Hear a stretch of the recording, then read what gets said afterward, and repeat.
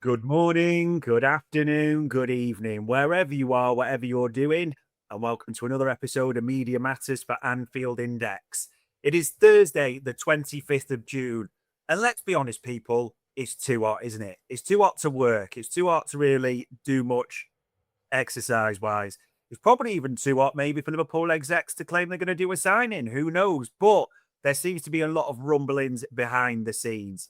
I'm joined as ever by the renowned and the respected Lewis Steele, and just to set the scene for this Liverpool, and Lewis, to this is the way people are going into it. It's frustrating me a bit because people are saying nothing's happening, but that's not really it. Just because a transfer's not done doesn't mean things aren't bubbling behind the scenes a little bit, if that makes sense. I think that nothing public is happening in that we're not seeing anything, but I think that a lot is happening behind the scenes, and it's just I think a lot of business is actually being done not just by Liverpool but by other clubs around the country, and I think that we will start to hear a lot more in the coming weeks. But a lot of groundwork is being done right now, and I would say there's been more whispers in the last few days than there has been in the last few weeks. So sure, we'll get on to them. Yeah, just as the 30th of June deadline approaches and the World Cup knockouts is round the corner as well. And we'll probably talk about the World Cup very shortly. But before that, getting you on the show, there's only one place I've got to start, and that was your YouTube the other night and the things you were saying. So there's a few bits from this, and probably the top headline is Leipzig are sticking to their 112 million valuation of Diomande. From the player's side, he definitely wants to move. He's frustrated that it's taking longer than anticipated. From the Leipzig side, there's a resignation to the fact they have to sell him. I mean, I'm not going to lie, everything you said, I was on board with. The frustration from his side, the Leipzig, it almost the way, and I don't want to put words in your mouth. Are we moving further down the line with this one from what you've got on it? I think Leipzig want to eke it out as long as possible because they know that the longer he's in the World Cup, the higher his value goes. But I think that his camp are itching a bit to get the move done. They want Liverpool. They want Leipzig to, accept Liverpool's proposals and move forward. And they're obviously not doing just yet, but I think there's a willingness from him and his camp to get the deal done sooner rather than later. Maybe a bit of frustration, as I said on YouTube, that it's not been done just yet. And they're sort of resigned to the fact it might not happen until after the World Cup now. Yeah. But I think they want to get it moving. I think it will end up moving soon.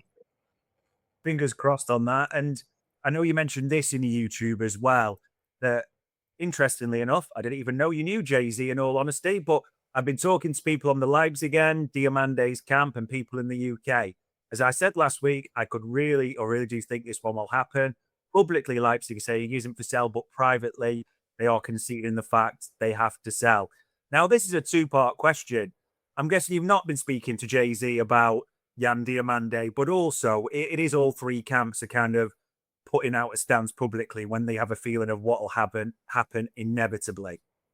Now, me and Jay-Z go back way back. That's when he was with Beyonce. We used to, go out all the time. But no, I think as I say, the Leipzig, the Diomande side of it is that he's really keen to get it done. So I do think that it will happen, as I've said a few times, but it's just a case of being patient. I think there is Leipzig holding out for 130 mil euros. Yeah.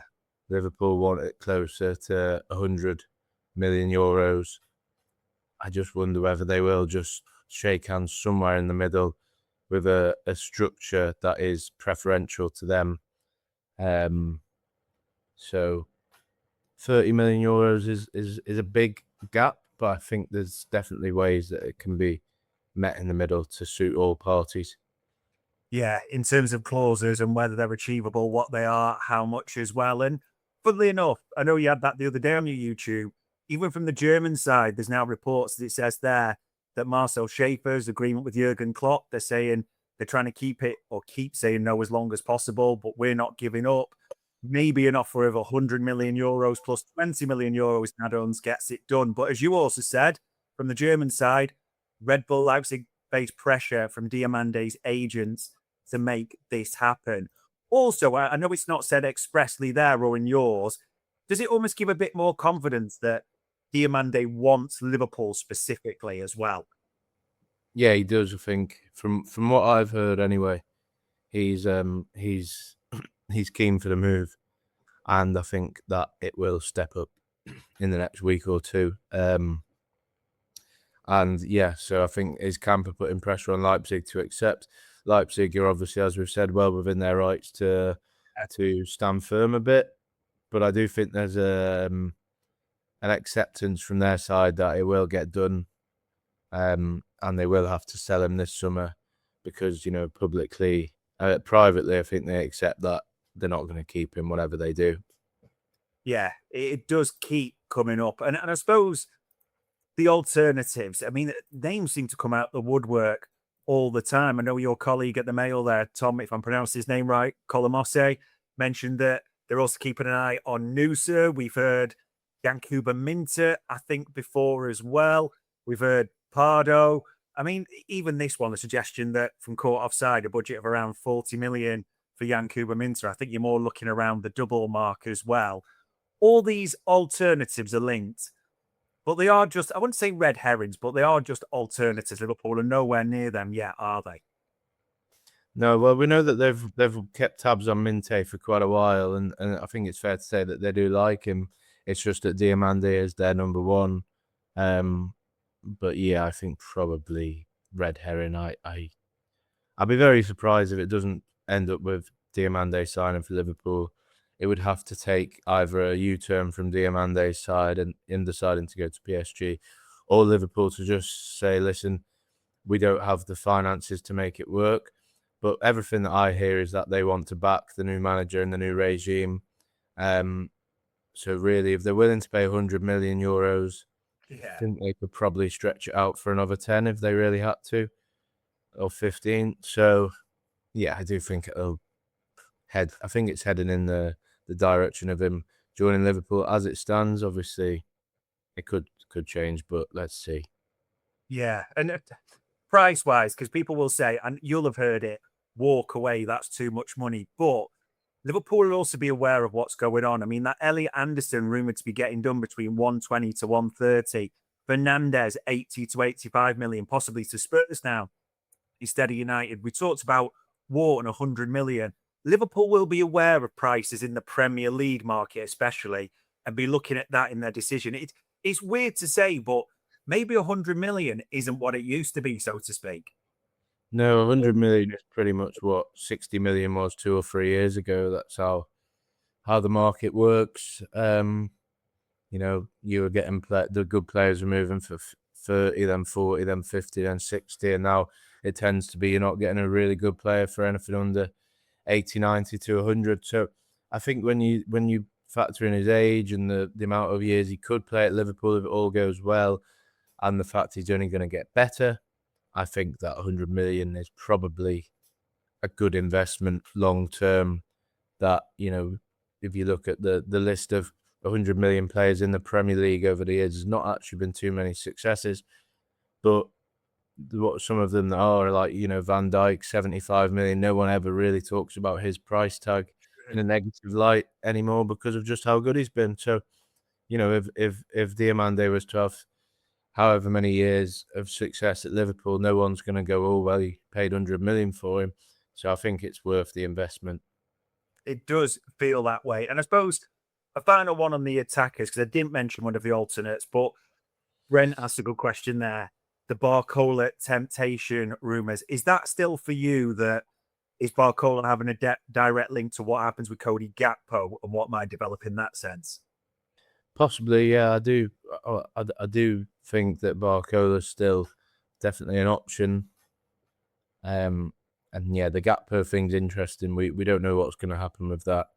I think it's still probably a lot more likely than unlikely that he'll be at Liverpool next season. He only signed the contract less than 12 months ago. And he's going to want to impress the new manager.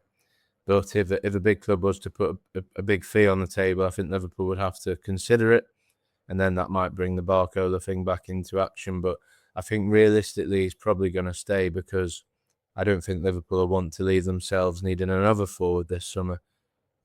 So yeah, it's one to keep an eye on, but not much moving on that just at the moment.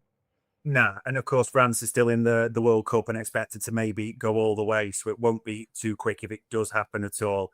And I can't believe I'm saying this one, but people have asked about it before in our Discord. I'm waiting for the point we can rule this out completely.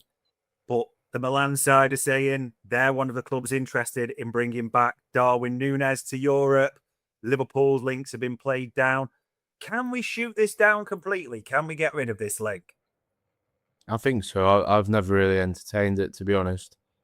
I think it's one for the bin, maybe the recycling bin, but not the black bin. But yeah, I can't see that happening. I mean, if you think about it logically, they got rid of him last year because he wasn't good enough. True. I'm gonna suddenly buy him again. So yeah, I'll put it in the bin. Yeah, I think pretty much that done in terms of the attack. So if I move sort of backwards down the pitch, midfield, which is still just seems as complicated as it ever did. And this one, I know you put this out on your YouTube. Buardi. I think Real Madrid or even an Arsenal has done more for Buardi as a player. Liverpool are in the conversation, but not at the front. They do want to sign a midfielder this summer. They like Adam Wharton, but it's never been more than that. I mean, in terms of Buardi, I mean, Christ, who he's been linked with. And even this morning, you've had reports from Italy that City could now be in the race at the same time. Is this a race where we've just got to brace ourselves? We're in it, but we're probably not going to win it ultimately. I think if Liverpool wanted to win it, I think they probably could. I think their main thing is that their priorities lie elsewhere in terms of what positions they want to buy. And I think that's the Diomande thing. If they're spending 100 plus million on him, I think maybe Real Madrid, Chelsea, Arsenal, City are all in for Buardi as well. There's a lot of if, buts, and maybes on that one. I think it's fair to say Liverpool are there and they like him, but it's been played down a little bit in terms of how serious they are and how likely that one is to happen. But that doesn't mean they can't suddenly pounce, which they definitely have done in the past, and they do recently, of course. So yeah, it could be one to watch. But I do think that the other clubs are maybe just ahead at the moment. Does sound that way, unfortunately. And I didn't like you saying that as well on YouTube. Adam Wharton's like, but seems nothing more than that. That almost felt like if you went back 3 months ago, it was quite a hot name that was being talked at a lot. But now the consistent briefing across the board seems to be, and maybe it is the 100 million price. Liverpool aren't maybe as keen as they were anymore. Well, I think the Adam Wharton thing has always been a case of Liverpool have kept they like him, but it's never been anything more than they like him. It's never been, Liverpool talking with Palace over putting a bid on the table or anything like that. It's always been they like him, and then that's the end of the conversation. So I don't really know what's going to happen with Wharton because it's gone quiet on him, not just for a Liverpool move, but for any move, full stop. Obviously, he's not at the World Cup. The change of the style of play with Iraola coming in maybe has a knock-on effect on whether Liverpool would press forward with their liking of him. There's been natural links to Alex Scott. Yeah. I think there's been talk about Tyler Adams as well. Don't know if that's but I think they're just a bit of putting two and two together with the whole Liverpool thing. Maybe Tyler Adams has a little bit more in it than the other one. But yeah, Adam Wharton has gone a little bit quiet. So we'll have to wait and see. But there's still 2 months left of the window, so a lot of things can change. Yeah, big time. It's just uncertain for that midfield. And I'm going to bring you a new name into the mix that I've not really asked you before. But again, your colleague at the Mail there mentioning this player, a year left to go on his contract. And as it says, United and Liverpool are also monitoring Brighton midfielder Yasin Ayari. He's a name that a lot of people have liked. He's usually done quite well when he's played at Anfield as well. Heard anything on this one at all? I have, but only by speaking to Tom, who wrote that story. He is a tidy player. One thing that I do think about on that one is he's played one good game for Sweden. Yeah. I think it may be being pushed slightly from his side rather than any other side, to be honest. But he does seem a handy player when I've watched him for Brighton. I think maybe a slightly underrated player. Maybe not as good as McAllister or Caicedo was when they sold them. Yeah. But a handy player, certainly. But it does seem like it's being pushed a bit from the Ayari camp in terms of he's played well for Sweden. Let's drum up some media interest in him, and then we'll get him a new deal or whatever. So that's what I thought on that one, to be honest. But let's see what happens. Yeah, he would be the first one, junior groupie style, to have that pressed as well. And